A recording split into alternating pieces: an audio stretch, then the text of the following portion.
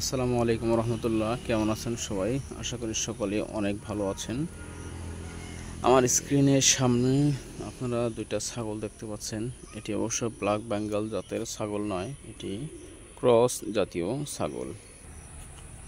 এটি হচ্ছে ক্রস জাতীয় ছাগল এবং খুবই ভালো। সবচেয়ে প্লাস পয়েন্ট হচ্ছে এর বাচ্চাটা দেখেন, বাচ্চার কান দুটো কত বড় এবং বাচ্চাটা কিন্তু অনেক লম্বা চওড়া, ছড়ে লম্বা আর কি, মানে হাত পায়ে লম্বা। এটা অনেক বড় হয় ধরনের বাচ্চা। আর এরকম বাচ্চা হওয়ার কারণ হচ্ছে ওর মায়ের গুণ। মাটা যেরকম হবে ছানাটা সাধারণত সেরকমই হওয়ার সম্ভাবনা থাকে। ওর মায়েরও দেখতে পাচ্ছেন কান বড়, এই যে কান নাড়তে দেবে না, এর বাচ্চার কান বড়, এই যে কান দেখতে পাচ্ছেন কত বড়। ছাগল সাধারণত কান নাড়তে দেয় না।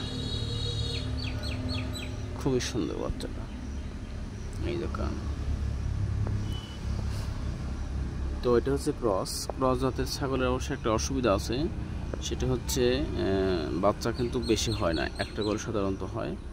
বড়জোর হলে দুইটা কোনো সময় হতে পারে, বাট একটাই বেশি হয়। এটা হচ্ছে ক্রস জাতীয় ছাগলের একটি প্রবলেম।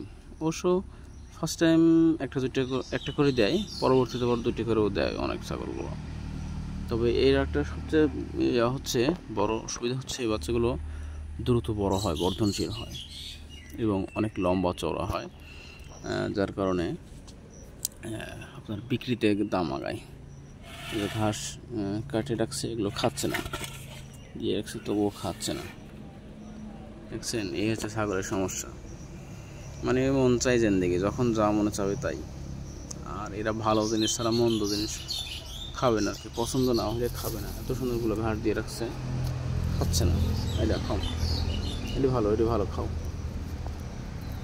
আর একটু কচি দেখছে, একটু জালি পাতার খাই ফেললো।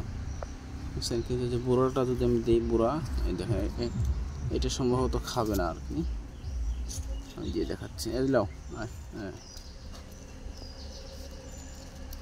খাইলো। তো সাধারণত ধরনের খাইতে চায় না আর কি। বাচ্চাটা মনে হয় না খাবে, এই নাও, বাচ্চাটা খাবে না। ও হচ্ছে ওর মায়ের ঘরে, সে খাবে না।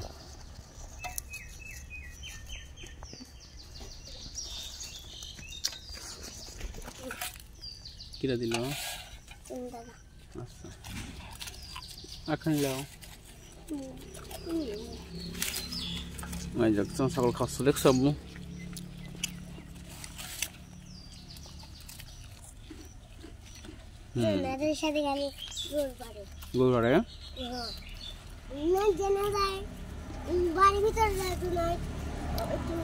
দর্শক, ভালো লাগলে আমাদের চ্যানেলটি সাবস্ক্রাইব করে তোমাদের ভালোবাসা দিও। ধন্যবাদ সবাইকে। খোদা হাফেজ।